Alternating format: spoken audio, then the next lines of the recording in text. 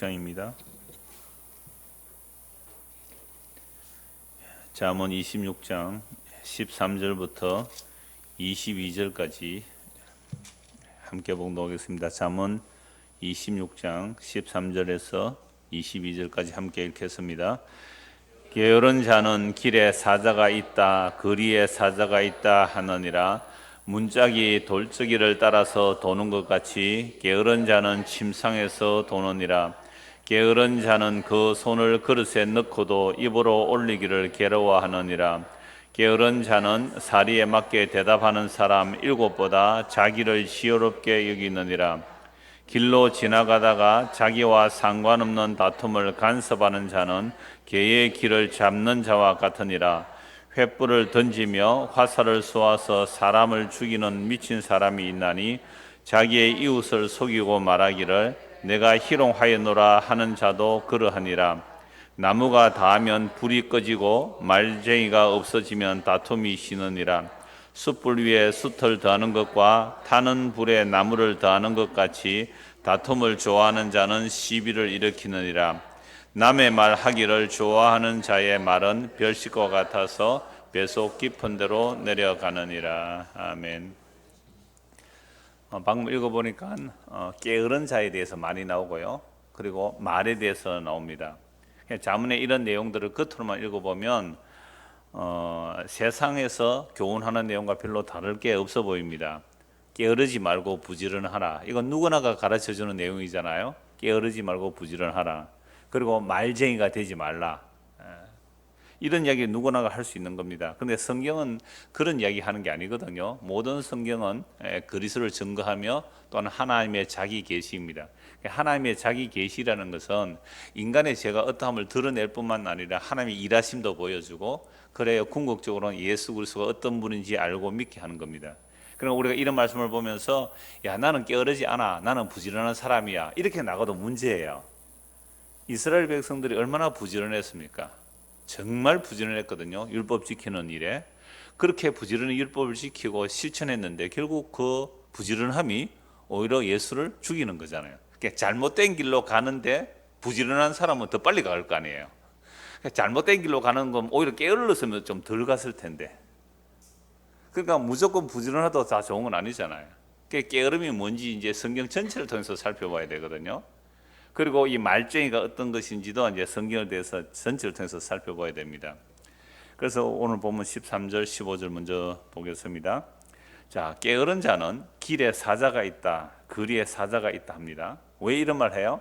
야, 오늘 밭에 가서 일 좀 해라. 그러니까 뭐라 한다고요? 아, 그 밭에 가는 길에 사자가 나와서 못 간다고. 지금 이게 고대에 기록된 거니까 논에 가서 일해라. 아, 그 길에 사자가 나온답니다. 못 가겠습니다. 이렇게 핑계를 대고 자기 게으름을 합리화시키는 거죠. 그 다음에 14절 보면요, 문짝이 돌적이를 따라서 도는 것 같이 게으른 자는 침상에서 도느니라. 문짝을 달 때에 지금 여러분들 우리 창문 보이죠? 나무로 된 문짝. 그 옆에 경석 3개가 붙어 있죠? 저걸 돌적이라 그럽니다. 그러니까 이 문짝은 저 돌적이 경첩에서 못 벗어나죠. 늘 열고 닫고, 저걸 경첩이라 그래요. 돌적이. 그러니까 기둥에 문을 고정해 놓은 거죠. 그러니까 이 문은 늘 해도 뭐밖에 못 합니까? 왔다 갔다. 저기서 못 벗어나는 거죠. 그러니까 마치 게으른 자가 침대에서 어떻게 해요? 문짝이처럼 요로 놓았다가 요래 놓았다가 요러고만 있다는 거죠. 게으른 자 참 표현을 잘해요. 심지어 15절에서는 게으른 자는 그 손을 그릇에 넣고도 입으로 올리기가 싫어, 밥 먹기 싫어요. 뭐 굶어 죽어야지 이러면. 그러니까 밥그릇에 손을 올렸는데 음식을 아이 귀찮아 안 먹을래. 물론 생선을 먹다가 가시 바르는 게 힘들어서 생선 안 먹을 수 있지만, 아니 손을 음식에 밥그릇에 넣었는데 숟가락 들기가 귀찮아서 밥을 안 먹겠대요. 정말 게으름을 표현을 참 잘하고 있죠. 성경이 참 게으름 모습을 좀 그림처럼 이렇게 그리고 있습니다. 자, 그러면 게으름이 도대체 뭡니까? 우리가 평소에 말하는 게으름이 뭐예요? 마땅히 해야 할 일을 하지 않을 때 왜 게으름 부리냐 이거잖아요. 그러니까 일하는 사람은 열심히 일을 해야 되는 거고, 공부하는 학생은 열심히 공부해야 되고, 설교 준비하는 사람은 열심히 설교 준비해야 되는 거잖아요. 근데 그 마땅히 해야 할 일을 하지 않을 때 우리는 게으름을 부린다라고 말합니다. 그러니까 게으름 그러면 마땅히 해야 할 것을 하지 않고 온갖 핑계와 변명을 들이대죠. 밭에 일하러 가라 하니까 뭐라고요? 사자가 있어서 못 간다는 거죠. 그래서 하는 일이 왜 침대에서 눕혀가지고 요랬던 걸 저리가 사자가 있어서 못 간다고 이러고 있단 말이에요. 그러니까 게으름이라는 것은 자기가 마땅히 해야 할 일을 하지 않으면서 온갖 핑계, 길에 사자가 있다, 뭐가 있다 하면서 핑계대고 변명하는 거죠. 자, 그런데 이런 게으름은 우리가 그렇게 게으름을 부립니까? 안 부립니까? 사실은 우리가 게으름을 부리고 있죠. 우리가 자녀였을 때에, 우리가 학생이었을 때에 부모님과 선생님이 이렇게 저렇게 마땅한 일을 해라 그럴 때 우리는 마땅한 일을 순종합니까? 아니면 핑계댑니까?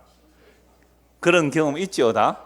우리가 어렸을 때에 부모님들이 우리에게 말할 때에 그거 제대로 방 정리 제대로 하라. 마땅한 일인데도 제대로 안 치우잖아요. 공부 제대로 안 했죠. 공부를 제대로 안 했기 때문에 오늘 옆에 있는 사람 만난 겁니다. 부모의 말을 잘 순종했더라면 이 남편이 달라졌을 거예요. 그래서 옛날에 광고 그런 거 했어요. 공부하다가 막 좋으니까 좋은 시간에 누가 남편으로 탁 나타납니까? 정종철이가 짠 하고 나타나는 거야. 정종철이가. 그래서 열심히 공부 안 하면 그런 남편 만난다고. 그러니까 게으름이라는 것은 마땅히 해야 할 일을 하지 않을 때 게으름이라고 하는데 사실은 우리들도 게으름을 부렸던 사람이죠. 자, 그런데 또 우리가 우리 자녀에게 마땅한 일을 시키면 제대로 합니까? 안 합니까? 제대로 안 하죠. 그래서 공부하라 그러면 눈이 아프다 그래요. 갑자기 배가 아프다. 안 아프면 배가 아파요. 아니, 지금 오락하라 그러면요, 밥도 안 먹고 오락 게임하면서 공부하라 그러면 갑자기 배가 아프대요. 갑자기 눈이 아프대요. 온갖 핑계 원망을 다 해요. 선생이 제자에게 그렇게 말해도 아이들은 다 이 핑계 저 핑계 들이대는 거죠. 자, 그러니까 우리 인간들이 다 게으르다는 말입니다. 이런 말씀 보면서 야, 나 게으르지 않는데 하지 말고 우리가 다 게으른 자들이에요. 그런데 마땅히 해야 할 일은 하라고 해도 안 하는데 마땅히 하지 말아야 할 일, 즉 그러니까 선생님이나 부모가 하지 말라는 것은 어떻게 그렇게 하고 싶은지요. 여러분 성경에서도 마찬가지입니다. 성경에서 무엇을 하라 하는 것은 너무 하기 싫은 것들이에요. 하지 말라 그러는 것은요 너무나 하고 싶어요. 이게 이미 아담의 타락 이후로 모든 인간이 이렇게 게으름을 부리고 삽니다. 여러분 성경 읽는 거 쉬워요? 어려워요? 하루에 한 장씩 성경 읽으라고 하는데 제대로 합니까? 부모님들이 아이들 데리고 하루에 한 장씩 성경 읽어갑니까? 그거 쉽지 않아요. 결코 쉽지 않습니다. 한번 해보십시오. 안 해보니까 여러분 뭐 어려운 줄도 모르죠. 진짜 매일 한번 해보십시오. 교사들이 매일 성경 한 장, 두 장씩 읽어가고 있는데요. 교사들도 그거 쉽지 않아요, 사실은. 마땅히 해야 할 일은 우리는 너무 게으름을 부리고 하지 않아도 될 일은요 몇 시간씩 투자하거든요. 그래서 종종 너무 식상한 예화지만 여러분 하루에 텔레비전 보고 스마트폰 보는 시간하고 성경 보는 시간하고 어느 게 많습니까? 예? 그러니까 게으른 거예요. 그러니까 생명되는 일에는 너무너무 게으르고 생명도 아닌 썩어질 것 가십거리들 그런 것들은 너무너무 잘 알아요. 성경을 가지고 이야기하면 잘 못 알아듣는데 드라마 이야기하면 잘 알아듣는 거죠. 뉴스 이야기하면 잘 알아듣는 거잖아요. 우리가 얼마나 게으른지 몰라요. 근데 단지 게으르다는 말은 세상 일에 게으르고 안 게으르고 아닙니다. 지 좋아하는 일은요 밥도 안 먹고 가서 달려가면서 산단 말이에요. 그래서 성경이 이렇게 말해요. 죄를 짓는 일에는 걸음이 빠르다고 합니다. 악을 행하는 일에는 마음이 빨라요. 선을 행하는 일에는 너무너무 게을러 터진 겁니다. 그러니까 단지 이게 세상의 게으름만 얘기하는 거 아니잖아요. 자, 그런데 문제는 너가 그렇게 게으르다라고 책망을 하는데 그 책망을 받고 안 돌이켜요, 사람들이. 우리 방금 책망 받았거든요. 우리가 같이 책망을 받았습니다. 정말 말씀 보고 기도하는 일이 정말 생명에 속한 그 경건에 관한 것. 베드로후서 얼마나 많은 우리 이번 달 공부한 내용이 그거잖아요. 구역 공부. 우리 주 지난달부터 한 것이 우리 주 예수 그리스도와 그 하나님께서 행하신 일들을 알므로 그 은혜와 평강이 더욱 많을지어다. 석 달 전에 했죠. 근데 잊어버리잖아요. 석 달 전에 했으니까 다 구역 예배 할 때에 우리 주 예수 그리스도를 알므로 은혜와 평강이 더 많을지어다. 우리 주 예수와 그 은혜를 아는 가운데 자라가라. 끊임없이 알라고 그래요. 그래서 구약에서는 여호와를 알자, 힘써 여호와를 알자, 부지런히 여호와를 알자, 그런 말씀이 너무 많아요. 근데 우리는 그런 것보다는 뭐에 부지런합니까? 쓸데없는 거. 거기에는 몇 시간씩 투자해요. 몇 시간씩. 저도 마찬가지예요. 제가 여러분들만 책망하는 것 같지만 저 자신도 보면 마찬가지더라고요. 설교 준비해서 제가 그 다음을 딱 컴퓨터 켜면 다음 페이지가 뜨거든요. 그 제 메일을 제가 다음 메일로 하기 때문에 뭐 메일이 좀 주고받는 메일이 많아서 다음이 떴는데 거기 보면 메일만 확인하고 넘어갑니까? 메인 뉴스 막 속보 이런 거 막 뜨거든요. 속보 이 뭐지 하고 보면은 그건 뉴스잖아요. 그러고 한참 보고 있단 말이에요. 물론 그런 것을 통해서도 하나님의 뜻을 분별하고 할 수는 있겠죠. 그러나 정말로 우리가 자기가 게으른데, 정말 영적인 일에 게으른데요, 지금 제가 수요일 종종 얘기하잖아요. 정말 수요일 날 우리 교인들이, 물론 먼데 있는 사람, 올 수 없는 사람 보고 말하는 거 아닙니다. 지금 인터넷에서 보시는 분도 많이 계시겠지만은 정말 가까이 차 타면 1, 20분 안에 올 사람들이 예배당에 와서 말씀 보고 들어야 되는데 지금 돌적이 문짝이 경첩에 돌적에 박혀서 뒹굴듯이 거기서 어떻게 해요? 리모컨을 들고 볼 수도 있잖아요. 아예 보지 않을 수도 있어요. 보지 않을 수도 있어요. 근데 참 문명이 발달하는 게 인간을 더 게으르게 만드는 것 같아요. 옛날엔 텔레비전 켜려고 하면 어떻게 해요? 앞에 가서 이렇게 돌려야 되잖아요. 그런데 지금은요, 리모컨으로 띡띡 합니다. 이제는 사물 인터넷, IoT, 사물 인터넷 해가지고요, 집에 가서 인터넷 사물로 연결해가지고 스피커에다가 말만 하면은, 야 덥다, 에어컨 틀어줍니다.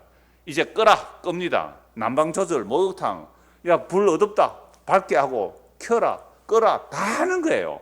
여러분 그런 거 시대잖아요. 이제 가면 갈수록 게으른 피부기 더 좋아요. 진짜 침대 앉아 가만히 앉아 있으면요, 밥도 앉아 입에 넣어다 줄 거예요. 기계가 주인님 밥이 왔습니다. 입을 벌리시죠 하고 이렇게. 그러니까 우리가 정말 뭐 그 세상 그렇게 돌아간다 할지라도 하나님의 말씀 보고 기도하는 일에 좀 부지런해져야 되는데 안 그래요. 오늘 우리 책망 많이 받았거든요. 벌써 한 10분 동안 계속 이런 책망을 받는데도 우리가 안 고쳐져요. 왜 안 고쳐집니까? 16절 보십시오. 같이 읽겠습니다. 게으른 자는 사리에 맞게 대답하는 사람 7보다 자기를 지혜롭게 여기느니라. 이거예요. 우리가 항상 게을러요. 게으른데도 안 고쳐지는 이유는 자기가 최고로 지혜롭다. 그러니까 사리를 분별하는 정말 지혜자 7이라는 것은 완전하다는 거거든요. 그러니까 지혜자 7, 완전한 지혜자가 우리에게 거듭거듭 말해도 우리는 안 들어요. 왜 안 들어요? 내가 더 지혜롭다고 여기기 때문에 다른 사람 말 안 들어요.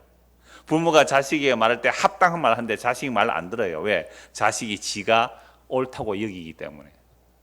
선생님이 말해도 학생이 안 들어요. 그 이유는 자기가 옳다고 여기기 때문에.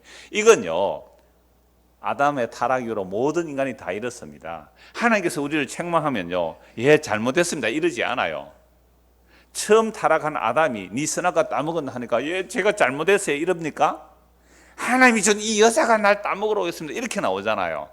보세요. 타락하고 나니까 처음 하나님이 네가 선악과 따먹었나 하니까 예 제가 잘못했어요 이렇게 나온 게 아니라 어떻게 해요?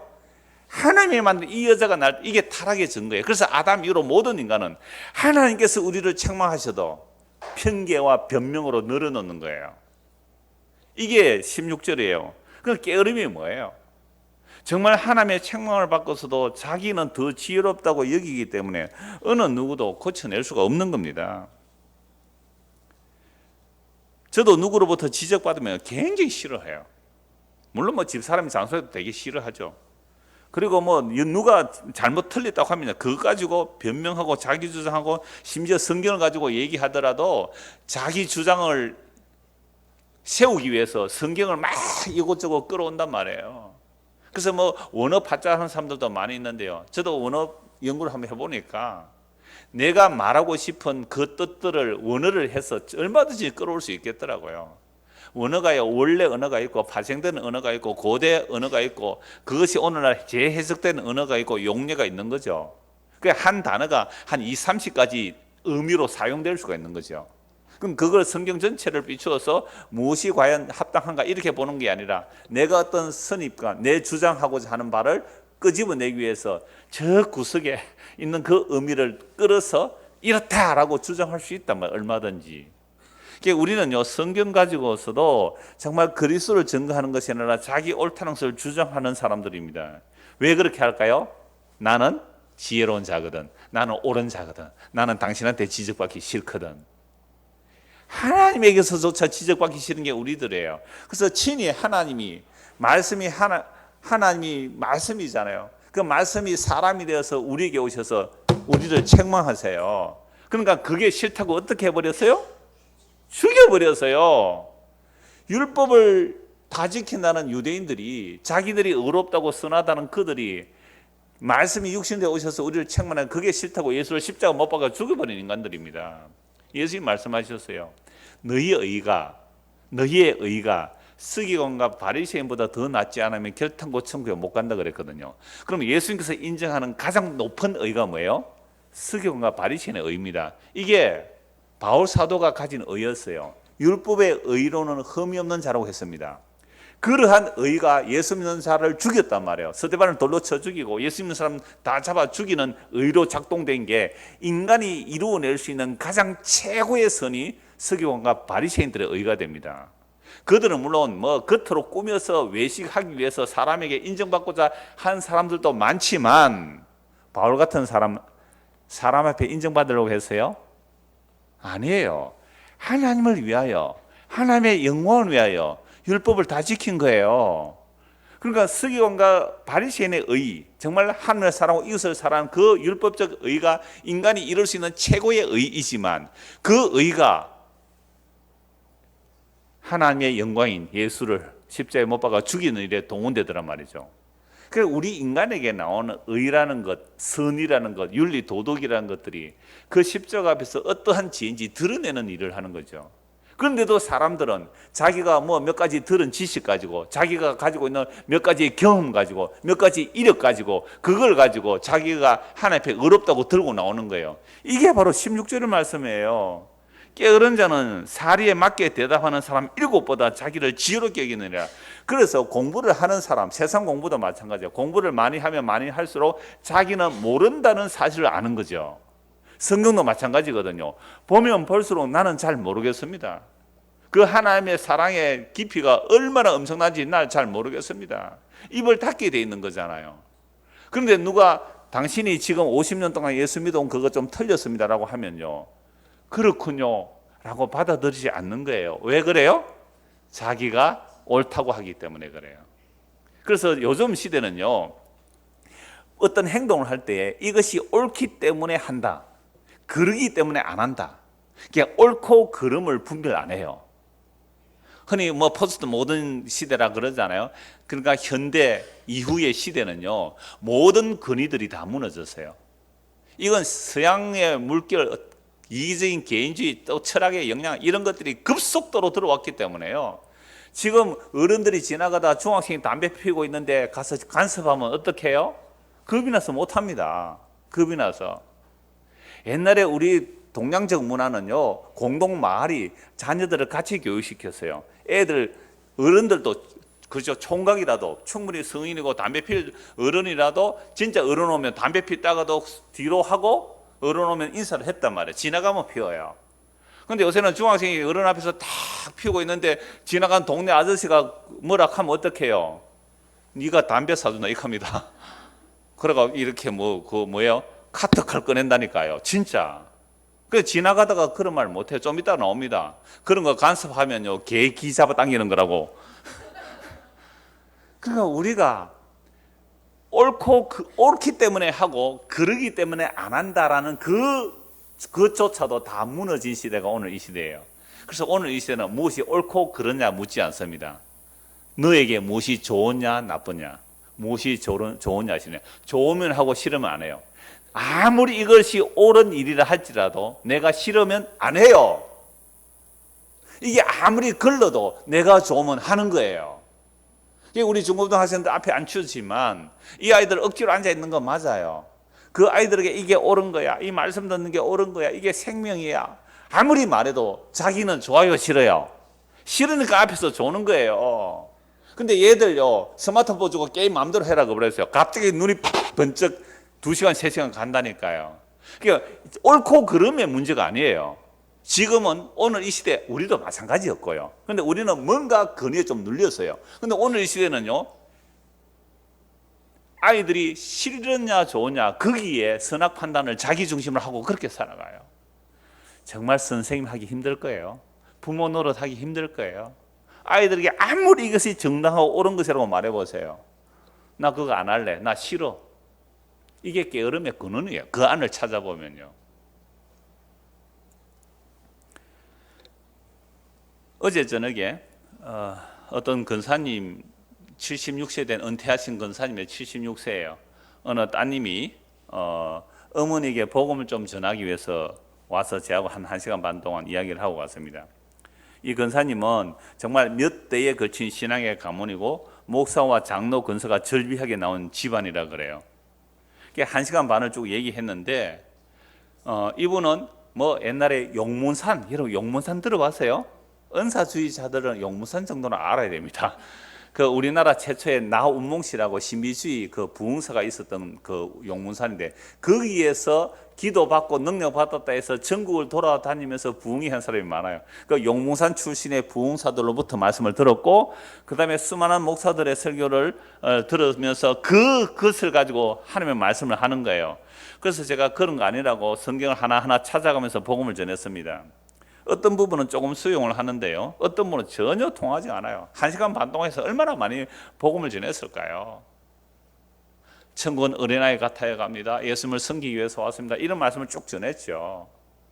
한 가지만 예를 들면 예수를 믿는 우리가 성전입니다. 고린도 3장 16절, 6장 19절 찾아서 읽어보십시오. 글도 잘 읽으세요. 자, 누가 성전입니까? 예수님은 우리가 성전이지요. 그런데요, 목사님. 항상 이래요. 그런데요, 목사님. 그러나 목사님. 이 건물도 이 성전이지 않아요. 그러니까 이제 딸한테 들었죠. 아니, 교회당이 비좁아서 사람이 앉을 수가 없을 정도로 사람이 많이 오면 건축을 해서 성전을 지어야 또 많은 사람들에게 전도할 수 있는 기회가 안 되겠습니까? 아멘 안 한다. 아마 하나도 안 하죠. 일단 예배당이 좁아서 사람이 오는데 그래서 더 넓게 지어서 많은 사람이 와야 하나님의 말씀 듣고 전도를 하는 거 아닙니까? 이렇게 얘기를 해요. 그러면서 그 성전이 필요하다고 얘기하는 그 성전이 필요하다고. 그래서 제가 돈 많으시면 따님한테 돈 좀 줘가지고 성전 짓도록 하죠. 이러니까 돈 없대요. 이제 사람들은요, 그 순간순간에도 자기 이해관계를 따라가는 거죠. 그래서 제가 성경 구절을 찾아가면서 말씀을 드려도 잘 안 되는 이유가 뭐냐 하면 자기가 지금까지 50년, 60년 그렇게 신앙생활을 해온 것이 옳다는 거예요. 만약에 그게 무너진다면 내가 지금 5, 60년 태어나면서 76세니까 70년 동안 교회 다니면서 이루어냈던 모든 것들을 어떻게 해야 돼요? 무너져 내려야 되는 거죠. 그게 싫은 겁니다. 그게 싫은 거예요. 그래서 제가 지난 주일날 말씀드렸습니까? 지난주 맞겠네요. 그러니까 어떤 사람이 저를 추종한다고 합시다. 그런데 어떤 사람이 다른 사람이 막 저를 공격해요. 그러면 여러분들이 방어를 하려고 한다는 것은 왜 그렇게 한다 그랬어요? 자기가 무너지거든요. 자기가. 그래서 이단에 빠진 사람들이 이단이 어떤 스캔들이 일어나도 그들을 추종하는 것은 그 사람이 무너지면 내가 무너지니까. 인간들은요, 정말 자기 생각밖에 안 해요. 그러니까 이분이 막 자기 공로가 있을 거 아니에요. 뭐 기도하고 말씀 보고 이렇게 하는 것을 제가 때로는 부드럽게 받아주는, 때로는 말씀을 좀 강하게 그렇게 전했어요. 근데 자기는 전도는 많이 못 했다고 얘기를 하더라고요. 왜 그러냐니까 그 교회에서 전도 3명 해오면 금 한 돈을 준대요. 어떤 뭐 총돈 전도주일날 3명을 데려오면 금 한 돈을 준대요. 근데 그날 초청 때 온 사람은 제법 큰 선물을 준대요. 그러니까 선물 한번 받고는 안 오더래요. 그래도 성전 지어서 사람을 전도해야 되지 않겠습니까? 이렇게 얘기를 하더라고요. 그러니까 이분은 보세요. 이미 권사님으로 은퇴했지만 태어나면서 지금까지 교회에서 들은 그 수많은 내용들이 자기의 신앙으로 자리 잡고 있죠. 그래서 성경 말씀을 가지고 성경 읽어보십시오. 이렇지 않습니까? 라고 해도 그게 잘 빠져나가지 않는 거죠. 이게 바로 오늘 16절 말씀이에요. 게으른 자는 사리에 맞게 대답하는 사람 일곱보다 자기를 지혜롭게 여기느니라. 여러분, 사람이 가장 어려운 일이 뭐냐 하면 내 생각을 상대방의 머릿속에 넣는 거래요. 가장 힘드는 일이 내 생각을 상대방의 머릿속에 넣는 게 그렇게 힘들대요. 두 번째로 힘든 거, 다른 사람의 주머니에 있는 돈을 내 주머니에 옮기는 게 그렇게 힘들대요. 어느 목사님이 설교하면서 예화를 그렇게 쓰더라고요. 유명한 목사님이 설교하면서 그 예화를 들던데, 근데 이걸 단번에 해결하는 사람이 있대요. 마누라. 그러니까 남자들의 힘듦을 얘기하면서 그러더라고요. 아내가 돈 벌어 와 하면 어떻게 해요? 내 생각을 남편의 머리에 집어넣고 남편은 꼼짝이 돈 벌어서 안에서 갖다 바쳐야 되는 거죠. 남편의 힘듦을 얘기하는데 또 이렇게 얘기합니다. 그런 얘기는 기억이 잘 되더라고요. 학생이 선생님께 대드는 것은 공부하기 싫다는 거고, 그죠? 자, 직원이 사장한테 대드는 것은 돈 벌기 싫다는 것이고, 남편이 마누라한테 대드는 것은 살기 싫다는 거래요. 그러면서 이제 남편의 힘듦을 얘기하는데, 자, 그러니까 오늘 우리가 이 시대에 살아가면서 사람들마다 자기 이론과 지식이 다 있기 때문에 하나님이 직접 와서 말씀해도 뭐라고요? 안 듣더라. 이게 게으른 겁니다. 이게 게으른다니까 뭐 성경 안 보고 기도 안 보고 그 정도가 아니고, 하나님이 말씀이신 하나님이 사람이 돼서 우리 가운데 오셔서 하나님의 말씀을 전해도 그걸 안 듣더라. 왜요? 내 지혜가 좋으니까, 내 지혜가 진리니까. 그래서 우리가 예수를 믿는다는 것은요, 예레미야 1장 10절 말씀처럼 뽑고 파괴하고 파멸하고 무너뜨리고 나서 세우며 건설하는 일이 일어나야 되는 거죠. 그러면 우리가 진짜 하나님의 말씀을 듣는다는 것은 하나님의 말씀이 살아서 역사하시면, 즉 하나님의 말씀이 성령을 따라 우리 안에 일하게 계시면 우리 안에 있는 모든 지식체계, 지금까지 내가 이게 좋은 것이라고 사와왔던 것들, 이게 신앙이라고 했든지 자기 공적이라고 했든지 자기 의라고 했던 모든 것들이 무너지고 배설물로 여겨지는 거죠. 자, 그래서 우리가 예수님을 믿어간다는 것은, 예수님을 믿습니다, 또 신앙생활을 해간다는 것은 가면 갈수록 내 안에 있는 그 모든 것들이 다 죄뿐이었습니다라는 고백을 하게 되는 거예요. 이거 좋아요, 싫어요? 싫지요. 누가 좋겠어요, 이거? 사람들은 인정받는 재미로 살아가요. 인정받는 재미로 살아간다고요. 그래서 인정받기 위해서 투쟁을 하는 거예요, 사람들이. 그런데 그걸 배설물로 해로 여겨버리고 그리스도를 아는 것이 가장 귀하다라고 하려면, 다시 16절 보십시오. 게으른 자는 사리에 맞게 대답하는 사람 일곱보다 자기를 지혜롭게 여기니라. 그러니까 자기가 어느 누구보다 지혜롭다 하는 이 생각이 무너져 내려야 되는 거거든요. 이게 예수 믿는 겁니다. 그래서 제가 처음에도 말씀드린 것처럼 우리는 어떤 일을 할 때에 옳고 그른가 보다는 나에게 좋은지 싫은지를 가치 기준으로 세우고 살아갑니다. 그러므로 복음을 듣고 내가 죄인임을 알아가는 것이 싫은 거죠. 그러나 나를 개발하고 나를 발전시키는 일에는 아주 열심을 냅니다. 이런 자들이 스스로 주께로 돌이킬 수가 없는 거죠. 그러므로 하나님의 자기 백성은 하나님께서 구원하여 내시는 겁니다. 오늘 어떤 분이 그 카톡으로 문자가 왔어요. 얼마 전부터 유튜브를 들었는데 욥기서하고 예레미야를 다 듣고 있습니다. 그런데 목사님, 제가 목사님 설교를 듣고 보니까 내가 구원받은 사람인지 구원받지 못한 사람인지 모르겠다는 거죠. 어떻게 해야 구원받은 것인지 알 수 있습니까? 라고 질문을 했어요. 이 설교 아마 들을지 모르겠는데요. 그래서 제가 요한복음에 3장, 8장, 12장 읽어보라 그랬습니다. 예수님께서 무슨 일을 하셨는지, 예수님께서 십자가의 들림으로 우리에게 영원한 생명을 주시고 십자가의 들림으로 참된 지식을 알게 하시고 십자가의 들림으로 우리를 자기에게로 모아냅니다 라는 이 사실이 믿어지는 것이 구원받은 사람입니다 라고 하니까 당장 또 답이 왔어요. 그러면 그거 믿어지면 구원받은 거 맞습니까?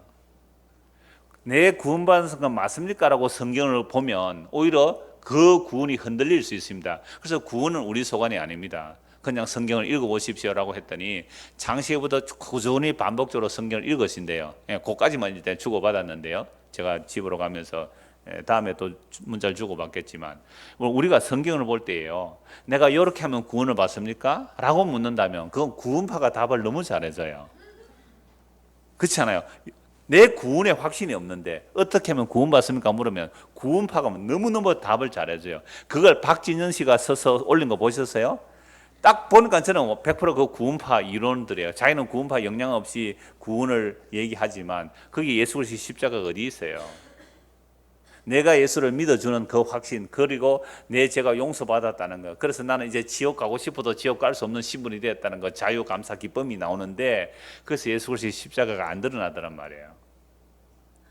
그래서 우리가 예수를 믿는다는 것은 정말 나는 깨어러 터진 거예요. 이 깨어러 터졌다는 것이 한편에 열심을 낸다 할지라도 그 열심조차도 내가 지혜롭다고 여기고 있기 때문에 예수를 배척하는 열심이었죠. 그래서 한 곳 성경을 보겠습니다. 어떻게 주께서 우리를 돌이켜 주시는가? 에스겔 39장 보겠습니다. 에스겔 39장 25절.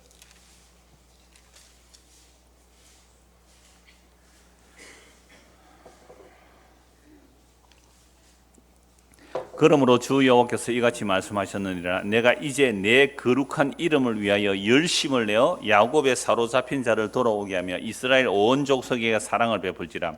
그들이 그 땅에 평안히 거주하고 두렵게 할 자가 없게 될 때에 부끄러움을 품고 내게 범한 죄를 뉘우치리니 내가 그들을 만민 중에서 돌아오게 하고 적국 중에서 모아내어 많은 민족이 보는 데서 그들로 말미암아 나의 거룩함을 나타낼 때라. 자, 에스겔서는요, 이미 이스라엘 백성들이 바벨론 포로 잡혀갔습니다. 북이스라엘 아수르에 망했고 남유다만 남았다가 남유다도 바벨론 포로 잡혀갔습니다. 포로 잡혀갔을 때에 에스겔 통해 하나님 말씀하시죠.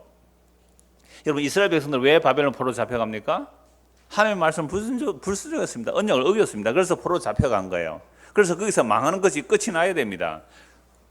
그런데 하나님이 이미 에레미야를 통해 70년 만에 돌아온다고 하셨고, 에스겔 36장에 보면 너희는 내 이름을 더럽혔지만 나는 내 이름을 아꼈기 때문에 내가 너희를 구원해낸다. 너희를 구원해서 맑은 물을 뿌려서 너희를 깨끗하게 하고 내 영을, 새 영을 너희 마음에 부어서 새로운 백성 만들어내겠다. 이건 에레미야 31장과 연결되는 새 언약입니다. 그러나 예수님의 살과 피로 너희를 새 백성 만들어내겠다는 것을 구약의 새 언약으로 말씀하고 계시거든요. 그래서 오늘 우리가 주께로 돌아가는 것은 나의 열심이 아닌 누구의 열심입니까? 이 만군의 여호와의 열심이에요. 이게 이사야 9장에 보면 하나님께서 만군의 여호와의 열심으로 누구를 보냈냐면 한 아기를 보내요. 한 아기. 그 한 아기가 한 아들이에요. 하나님께서 우리를 구원하시는 일에 영웅 호그를 보내는 게 아니란 말이에요. 한 아들, 연약한 자, 십자가 지시는 분을 보내시는 거죠. 이게 하나님의 열심이에요. 근데 우리는 하나님의 열심 그러면 어떤 메시아를 원했습니까? 정말 모세 같은 또는 다윗 같은 그런 메시아를 원했단 말이에요. 그런데 예수님은 한 아기로 마구간에 오신 거예요.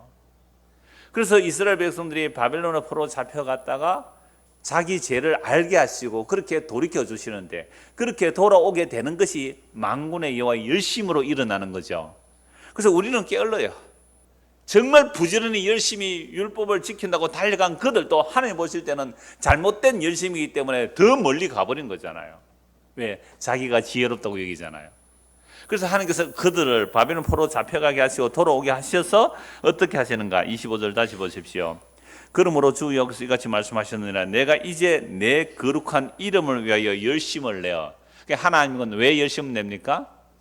자기의 이름을 위하여, 하나님이 자기 언약을 위하여, 자기 약속을 위하여 열심을 내어 야곱의 사로잡힌 자를 돌아오게 하며 이스라엘 온 족속에 뭘 베풀라고요? 사랑을 베푸시라. 그러니까 하나님께서 포로에서 돌아온 자들, 그러니까 사로잡힌 자들을 돌아오게 하니까 그제서야 비로소 뭘 합니까? 26절. 그들이 그 땅에 평안히 거주하고 두렵게 할 자가 없게 될 때에 부끄러움을 품고 내게 범한 죄를 뉘우치리니. 그럼 회개해서 구원받았습니까? 구원받으니까 회개하는 겁니까? 그렇죠. 구원받으니까 이제 죄가 뭔지를 알아요. 이제 회개하기 시작하는 겁니다. 구원받았으면 이제 회개하기 시작. 자기 죄를 알고 부끄러움을 품고 내게 범한 죄를 고하리라.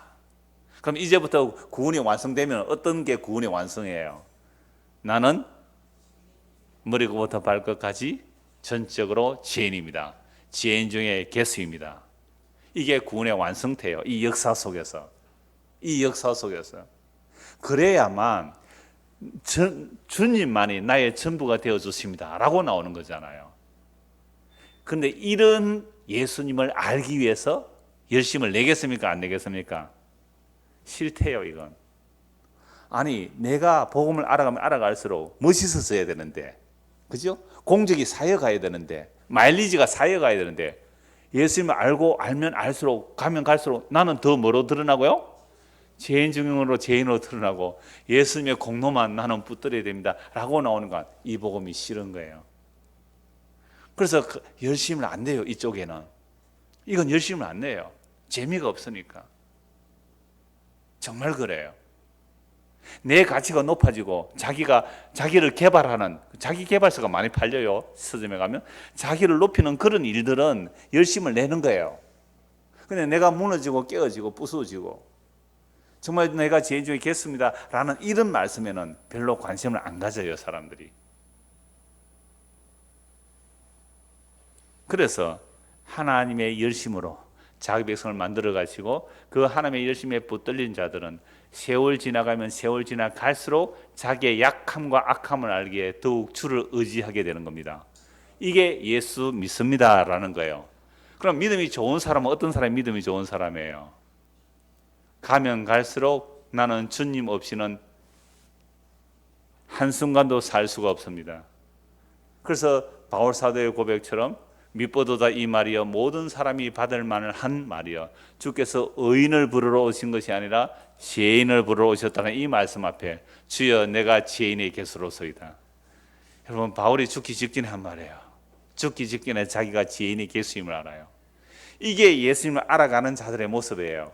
이렇게 알아가면 알아갈수록 자꾸만 어떻게 될까요? 이런 사람은 어떻게 될까요? 입이 닫아집니다. 할 말이 없어지게 돼요. 그래서 오늘 말쟁이가 어떤지를 보려고 합니다. 본문 17절입니다.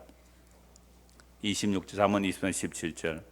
길로 지나가다가 자기와 상관없는 다툼을 간섭하는 자는 개의 길을 잡는 자와 같으니라. 지나가다가 괜히 다른 사람끼리 이렇고 저렇고 얘기하는데 지가 왜 상관하려고 덤벼들어요? 자기가 재판관이 되는 거예요. 그죠? 지나가다가 뭐 말로 이렇게 주고받고 이렇게 하면 그냥 지나가면 되는데 왜 상관하려고 들어가요? 물론 말로. 그래서 이쪽 편 들었고 저 편 들을 수 있잖아요. 그러면 괜히 그렇게 하는 짓이 뭐라고요? 개의 길을 잡아 당기는 것 같다. 이 당시 개는 뭐 반려견, 애완견 이런 거 아닙니다. 들개예요, 이 당시는. 잘못 개 건드리면 물려요. 그래서 영어 성경 보면 매드독 돼 있어요. 미친 개. 미친 개 기 잡아 당기면 어찌 돼요? 물린다니까요. 쓸데없는 일에 참견해서 간섭해서 끼어드는 것, 그 미친 개 기 잡아 당기는 것과 마찬가지다 이 말을 하는 겁니다. 그러니까 우리가 지나가다가 또는 다른 일에 상관없는 일에 끼어들려고 하는 것은 내가 항상 뭐 하려고 덤벼드는 거예요? 재판관 되려고 하는 거예요. 재판관 되려고. 내가 판단해 주려고 하는 거죠. 이것도 하나의 교만이잖아요. 그렇다고 물론 지나가다가 뭐 약한 자가 어떻게 해요? 강한 자의 어떤 압박을 당할 때는 그냥 지나가면 안 돼요. 그죠? 그럴 때는 뭐 경찰에 신고라도 해주세요. 요새 112 하면 되니까. 자기가 막았을 힘이 없다면 팍떡 신고라도 해주세요. 그럼 5분 안에 경찰 출동합니다. 18절입니다. 횃불을 던지며 화살을 쏘아서 사람을 죽이는 미친 사람이 있나니. 뭐 이런 사람이 다 있어요? 막 불화살을 쏘고 막 불을 지르고 화살도 미친 사람이 있는데 어떤 사람이 이렇다는 거예요? 19절. 자기의 이웃을 속이고 말하기를 내가 희롱하였노라 하는 자도 그러하니라. 이웃을 속여놓고는 뭐 내 장난했다 이렇게 말하는 사람들, 남을 속여놓고 그냥 장난했다 희롱하는 사람이 어떤 사람이라고요? 미친 사람이 횃불을 던지고 화살을 쏘는 것 같아요. 여러분, 속여서 한 말, 조롱하고 희롱해서 속여서 한 말이 자기는 장난으로 했지만 그 사람에게는 그 말이 자기 인생을 불살을 수 있어요. 그래서 야고보서 3장에 보면 우리의 말, 우리의 혀가 지옥불이라 그래요. 꺼지지 않는 지옥불. 인생을 불살하는 게 이 혀라 그랬어요. 그러니까 이 말, 오늘 말쟁이에 대해서 계속 나옵니다. 이유는 앞에는 게으른 거 이제 말쟁이인데요.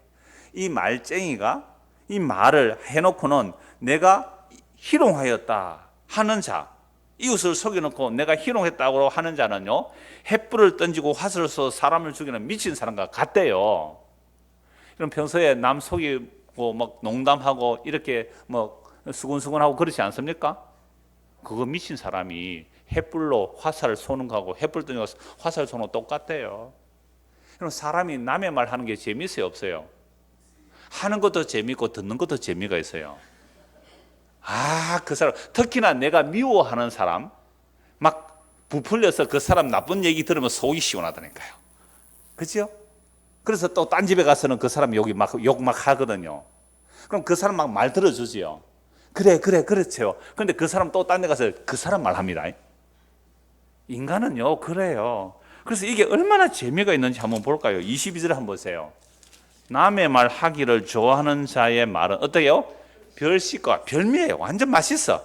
뱃속 깊숙한 데 내려가요 이게. 그러니까 여러분 언론도 마찬가지예요. 언론도 말쟁이거든요. 그러니까 보수 언론이 있고 뭐 진보 언론이 있는데, 보수 언론은요 진보가 하는 일 사사건건 물고 늘어지죠. 그래서 팩트는 1인데 부풀린 게 99예요. 그래서 가짜 제목 팍 달아놓고는 뭐 그렇게 하는 거죠. 진보도 마찬가지예요. 그러니까 보수 사람들 막 욕하거든요. 그러니까 내가 보수에 속했느냐 진보에 속했느냐에 따라 그 언론이 나에게 달콤하게 들린단 말이에요. 속이 시원하게 들릴 때에 그게 진리라서 속이 시원한 이야기가 아니고 내가 어느 편에 섰느냐에 따라 달라요. 복음도 마찬가지예요. 설교 듣는 것도 마찬가지예요. 그래서 제가 취향이라고 한 이유가 있어요. 제 설교를 듣고 좋아하는 사람은 제 설교가 여러분의 마음에 맞기 때문에 좋아한 것이지 그게 정말 진리이기 때문에 좋아했을까? 의심해 보십시오. 여러분 각자 의심해 보시라고요. 지난 주일날 부산에서 온 정말 제가 부목사 때부터 교제하는 자매인데요. 취향이라는 말을 듣고 요즘 고민하기 시작했대요. 내가 목사님 설교 좋아하고 이렇게 듣는 이유가 이것도 내 하나의 취향일까요? 이렇게 해서 맞습니다. 취향 맞습니다. 그랬어요. 그거 고민해야 돼요, 정말로. 그러니까 우리가 이러한 일에 어떤 분이 메일이 와서 그랬어요. 막 열심히 하는 교회 청년인가 본데요. 어떻게 하면 예수님을 더 많이 알아갈 수 있습니까? 라고 해서 목사님이 한 설교를 가지고 과연 성경이 그러하냐고 성경 구절 일일이 대조하면서 앞뒤를 다 찾아보십시오. 그러면 예수님을 알아갈 수 있을 거예요. 우리는 그런 일에 게을러요. 그저 내가 들은 바, 내가 붙들고 싶은 거고 누가 같은 말 해주면 좋아하는 거예요. 맞지요? 아니 내가 듣고 싶은 거, 내가 이게 진리라고 생각했는데 전문가라는 목사가 그 말 딱 해주니까 좋은 거죠. 그러니까 이건요 마찬가지예요. 그러니까 신비주의자들은요, 은사주의자들은 내가 그걸 붙들고 싶은데 어떤 은사를 이야기하는 목사가 은사 이야기를 딱 해주니까 그분을 따라가는 거 맞지요? 전부 다 안 그런 것 같아요. 안 그래요. 우리가 다. 저도 마찬가지. 어떤 책을 볼 때에 제가 전하는 그 복음의 메시지가 있잖아요. 내용이 있잖아요. 그거하고 같으면 그 책이 보면 눈이 크죠. 와, 이분이 이런 말 했네. 와, 이렇게 말했네. 이러고 다른 말 하면 이 책 안 좋다 이런단 말이에요. 여기서 벗어난 인간이 있어요?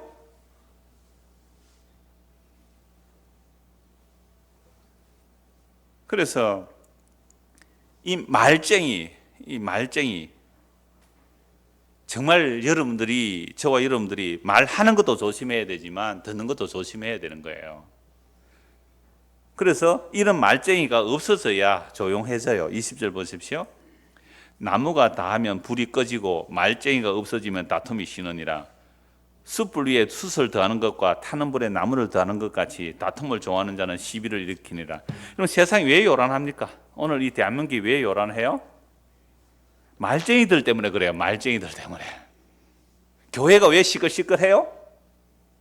말쟁이들 때문에 그래요. 이 말쟁이가 그 원어의 뜻을 보면요, 나쁜 소문을 퍼뜨리며 고자질하는 자, 이게 말쟁이에요. 나쁜 소문을 퍼뜨리고 고자질하는 자. 그러니까 잘못이 있으면 형제라 그러면 건면을 하고, 잘못했다고 하면 덮어줘야 되거든요. 건면을 하는데 안 들으면, 회개 안 하면 두세 사람 가서 다시 건면을 해요. 잘못된 일이 있을 때에. 두세 사람 말 듣고 회개하면 덮어줘야 돼요. 두세 사람 말도 안 들으면 교회 안에 얘기를 해야 돼요. 그래서 교회의 말도 안 들으면 그것은 불신자처럼 여겨야 되거든요. 근데 우리는요, 누가 좀 잘못하면 그거 가지고 어떻게 합니까? 나쁜 소문을 팩트만 전하는 게 아니에요. 어떻게 해요? 평소에 미운 사람이 잘못한 하나 봤다 이러면 어떻게 해요? 팩트는 1인데 99를 보태가지고 퍼뜨리는 거예요. 이게 언론이에요. 그래서 헤드라인 잡는 거 그런 식으로 잡는 거예요. 근데 신문만 그런 게 아니에요. 우리도 그렇게 말하잖아요. 그러니까 여러분들이 제가 되게 미워요. 예를 들어서 되게 미운데 제가 가다가 무슨 나쁜 짓을 담배를 한 대 피고 갔다 합시다. 네? 담배를 한 대 피고 갔다 합시다. 그러면 뭐라 그럴까요? 목사가 돼가지고 말이지, 담배나 피고 다니고 이러지 않겠어요? 근데 성경에 담배 피우지 말라는 말 없잖아요. 우리나라 처음 선교사 왔을 때 선교사들이 담배 피웠어요. 한국에 워낙 술, 담배 찌드니까 그거 하지 말라고 해서 선교사를 굉장히 강조했기 때문에 술, 담배 안 하면 예수 믿는 것처럼 여겼단 말이에요. 그럼 보세요. 사람들은 무엇이 진리냐 아니냐에 관심이 없어요. 그러니까 우리가 말하는 것, 말 듣는 것, 결국 자기 좋은 말 듣고 자기 좋은 말 하는 거잖아요. 그래서 교회가 시끄러운 이유, 말쟁이들 때문에 그래요. 이 세상이 시끄러운 이유, 말쟁이들 때문에 그래요. 나쁜 소문을 퍼뜨리고 고자질하는 자. 여기에 대해서 거짓말하는 자로 다음 주에 한 번 더 볼 텐데요. 마지막 뒷부분에 진짜 거짓말하고 고자질하고 나쁜 소문 퍼뜨리는 이게 이미 사탄의 역사예요. 그래서 인간들 사이에 사이를 갈라놓는 이야기죠. 말쟁이들이. 그러니까 말쟁이가 사라지면 조용해요. 그래서 다시 보십시오. 나무가 다 하면 불이 꺼지죠. 말쟁이가 없어지면 불이 꺼지듯이 조용해요. 말쟁이가 없으면. 숯불 위에 숯을 더하면 불이 더 타겠죠.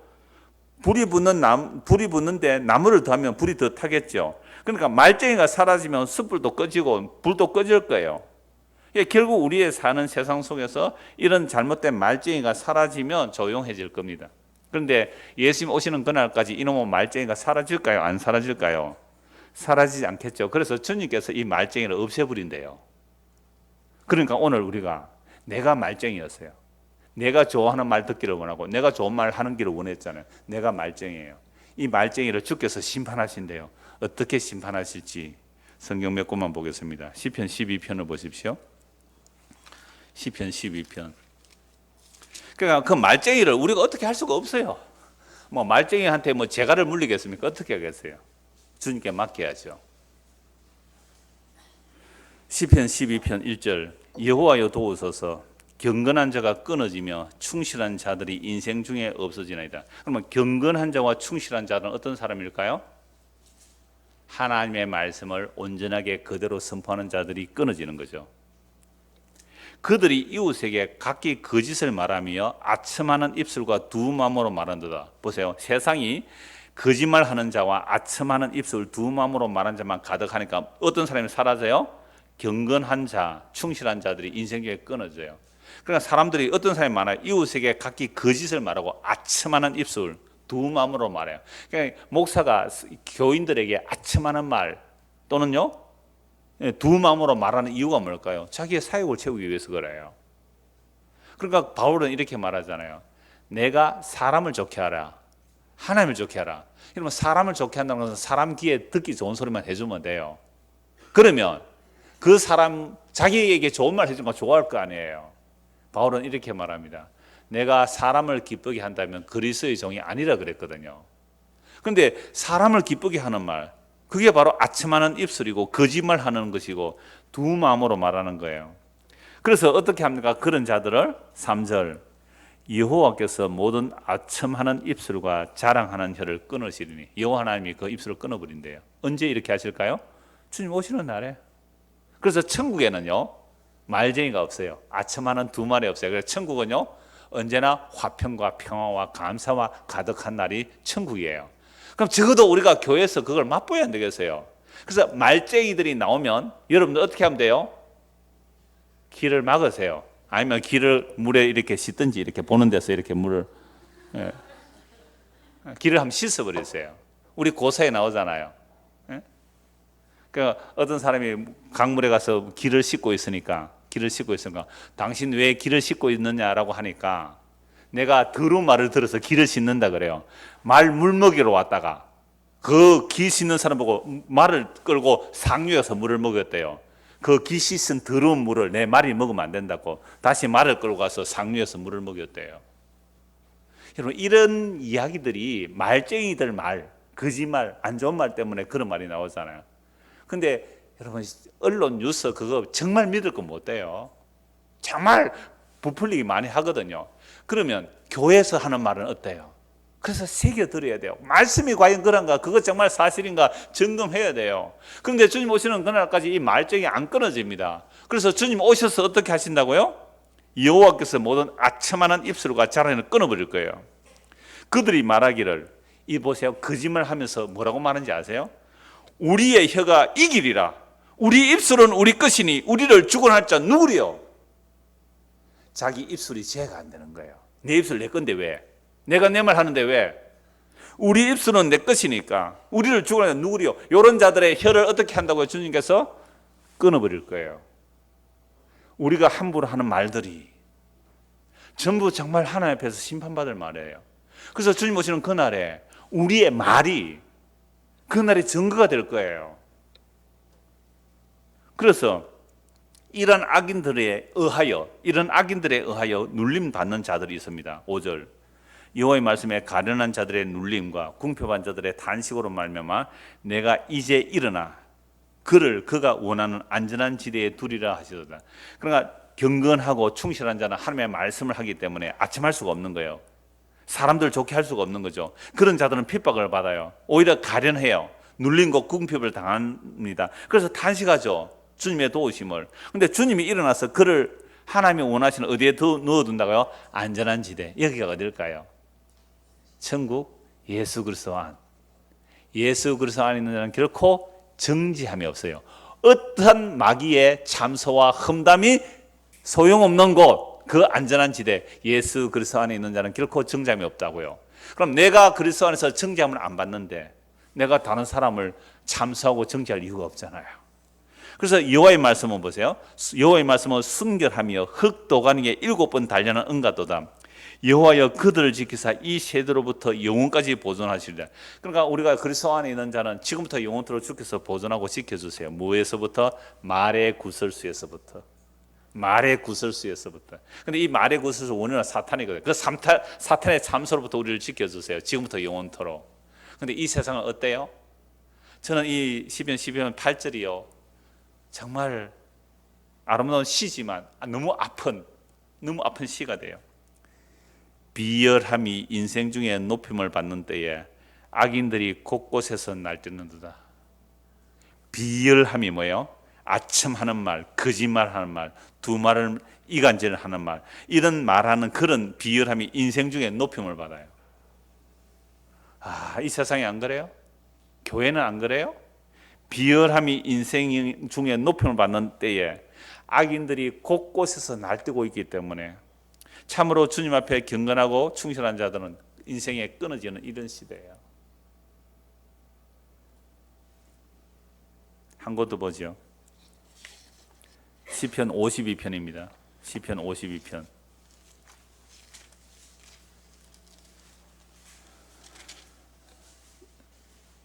1절 보십시오. 1절에서 5절까지입니다. 포악한 자여 네가 어찌하여 악한 계획을 스스로 자랑하는가. 하나님의 인자하심은 항상 있도다. 네 혀가 심한 악을 꾀하여 날카로운 삭도같이 간사를 행하는도다. 네가 선보다 악을 사랑하며 의를 말함보다 거짓을 사랑하는도다. 간사한 혀여 너는 남을 해치는 모든 말을 좋아하는도다. 그런즉 하나님이 영원히 너를 멸하시며 너를 붙잡아 내 장막에서 뽑아내며 살아있는 땅에서 내 뿌리를 빼시리로다. 무시무시한 말씀이죠. 네 혀가 심한 악을 향하여 날카로운 삭도, 우리의 말이 면도날이라는 거죠. 그래서 이걸 가지고 간사를 향하는데요. 간사. 네가 선보다 악을 사랑하며 의를 말함보다 거짓을 사랑하는도다. 간사한 혀여, 너는 남을 해치는 모든 말을 좋아하는도다. 그런즉 하나님이 영원히 너를 멸하시며 너를 붙잡아 내 장막에서 뽑아내며 살아있는 땅에서 내 뿌리를 빼시로다. 여러분, 말 함부로 하면 안 되겠죠. 정말 무시무시한 말씀 아니에요? 진리의 말씀을 전하기도 바쁜데 거짓말을 하고 아첨하는 말을 하고 자기의 사욕을 쫓아 말을 한다면 이건 하나님께서 심판하신다는 말씀이잖아요. 52편 그 표제를 한번 보십시오. 다윗의 마스길, 다윗의 교훈이라는 뜻입니다. 인도자를 따라 부르는 노래. 에돔인 도액이 사울에게 이르러 다윗이 아히멜렉의 집에 왔다고 그에게 말하던 때에, 다윗이 사울에게 쫓기죠. 장인 어른입니다. 장인이 사울을 죽이려고 그래요. 다윗이 기름 부음 받았습니다. 사울은 기름 부음이 떠나버렸죠.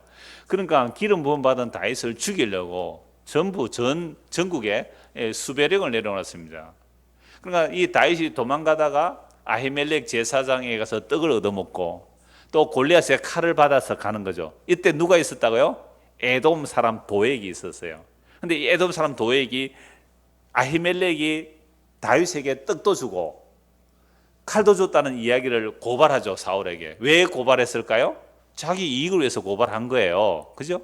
그랬을 때에 사울이 그 아히멜렉 집안의 제사장 다 죽이라 그랬습니다. 사람들 못 죽여요. 겁이 나서. 그런데 도액이 죽여요. 몇 명 죽입니까? 85명 죽입니다. 도액이 다윗 도망가는 이야기를 사울에게 말함으로 85명 제사장이 죽어요. 혀의 무서움이에요. 기름 부음 받은 자를 대적하는 자가 이런 일을 하는 거죠. 그래서 6절 보십시오. 의인이 보고 두려워하며 또 그를 비웃어 말하기를 이 사람은 하나님을 자기 힘으로 삼지 아니하고 오직 자기 재물의 풍부함을 의지하며 자기 악으로 스스로 든든하게 하던 자라 하려다. 여러분, 도액이 여호와의 기름 부음 받은 자, 메시아죠. 메시아의 모형의 다윗은 메시아를 거부함으로 자기 재산을 챙긴 거예요. 가룟 유다와 같은 자 아닙니까?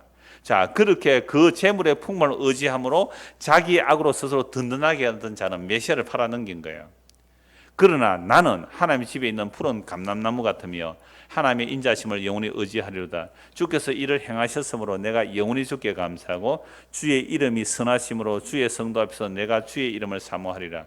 하나님의 택한 백성들은 그러한 악인의 말들, 그 말쟁이들에 의하여 핍박을 받지만 그 핍박받는 자들은 오히려 주님의 인자심을 의지함으로 주께 뭐 한다고요? 감사하는 거죠. 그렇다면 오늘 우리의 말들은 어떻습니까? 우리의 말들은 무슨 말을 합니까? 정말 예수 그리스도의 생명, 그 십자가로 다이신 그 생명의 복음을 나누고 이야기합니까? 아니면 다른 말을 합니까? 그래서 우리의 입술이 무엇을 말하는지. 그래서 이사야 선지자가 하나님의 영광을 배웠을 때에, 그때가 우시아 왕이 죽던 해죠. 이사야 6장에 보면 하나님의 영광을 배웠다. 성전에서. 이사야는 선지자입니다. 근데 하나님의 영광을 보고서는 갑자기 하는 말이 화로다 나여 망하게 되었도다. 내가 입술이 부정한 백성 가운데 있으면서 여호와의 영광을 보았다고요. 입술이 부정하다, 이 말은 나병 환자를 말해요. 나병 환자는 입술을 가리고 나는 부정하다 말해야 돼요. 나에게 접촉하면 안 되니까. 그러니까 이사야가 선지자임에도 불구하고 하나님의 영광 앞에서 자기가 뭐로 드러나요? 나병 환자였어요. 그러니까 우리가 오늘 하나님의 말씀을 보는 건다는 것은, 오늘 잠언서를 통하여 시편 몇 곳을 보았지만 우리가 이 말씀 앞에 내가 뭐예요? 말쟁이였군요. 맞죠? 내가 말쟁이고 내가 게으른 자였어요. 하나님의 말씀 앞에 내가 머리끝부터 발끝까지 나병 환자임을 아는 겁니다. 주여 화로다 나여 망하게 되었다. 그때 천사가 제단 숯불로 입술에 찢으면서 네가 정하게 되었다. 주여 내 입술을 그 숯불로 태워주십시오. 내 말이 얼마나 많은 사람들에게 상처를 준 면도칼 같았는지. 그래서 구약의 선지자 이렇게 노래하죠. 주여 내 입술에 파수꾼을 세워주십시오. 내 입이 살리는 말을 하게 하십시오. 아첨하는 말이나 거짓말이나 말쟁이의 말, 나쁜 말을 꾸면서 고자질하는 자의 말이 아닌 진짜 생명의 말씀을 전하게 해주십시오. 이게 너무 귀해요. 너무 드물어요. 그래서 아까 우리 시편에 봤잖아요. 비열함이 인생 중에 높아나는 시대에 정말 진실을 말하는 자는요, 핍박받고 찾아봐도 없어요. 찾아봐도 없어요. 한 곳 보고 말씀 마무리하겠습니다. 신약 성경 에베소서 5장입니다. 에베소서 5장 3절입니다. 5장 1절부터 보지요. 그러므로 사랑을 받는 자녀같이 너희는 하나님을 본받는 자가 되고 그리스도께서 너희를 사랑하신 것 같이 너희도 사랑 가운데서 행하라. 그는 우리를 위하여 자신을 버리사 향기로운 제물과 희생 제물로 하나님께 드리셨느니라. 3절 4절 같이 읽읍시다. 음행과 온갖 더러운 것과 탐욕은 너희 중에서 그 이름조차도 부르지 말라. 이는 성도에게 마땅한 바니라. 누추함과 어리석은 말이나 희롱의 말이 마땅치 아니하니 오히려 감사하는 말을 하라. 방금 시편 52편에 보았죠. 그 포악한 자의 혀가 무슨 짓을 하는지. 그런데 그러한 혀들을 주께서 끊으실 거란 말이죠. 그런데 오히려 그들에 의해서 핍박받는 자들, 이들이 성도요, 하나님의 택한 백성들이요. 그럼 이런 자들은 이미 마땅하다는 거죠. 뭐가 마땅합니까? 온갖 더러운 말들이 성도에서는 마땅하지 않아요. 그 이름도 부르지 말라고 합니다. 그래서 누추함과 어리석은 말이나 희롱의 말이 마땅치 않으니 오히려 무슨 말을 하라고요? 감사하는 말을 하라. 근데 우리는 이 말씀 앞에서 또 우리는 무너져 내립니다. 우리 입에서 얼마나 감사하지 않는 말이 많이 나왔는지, 오늘 하루의 모습을 봐도 우리 입에서 얼마나 더러운 말들이 많이 나왔는지,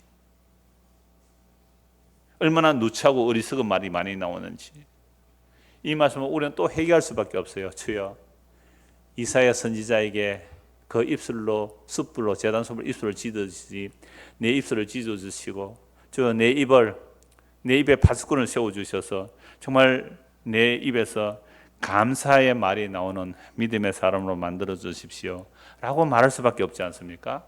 그래서 오늘 말씀을 쭉 살펴보면 정말 이사야 선지자처럼 주님 앞에서 입을 닫을 수밖에 없죠. 입을 닫을 수밖에 없어요.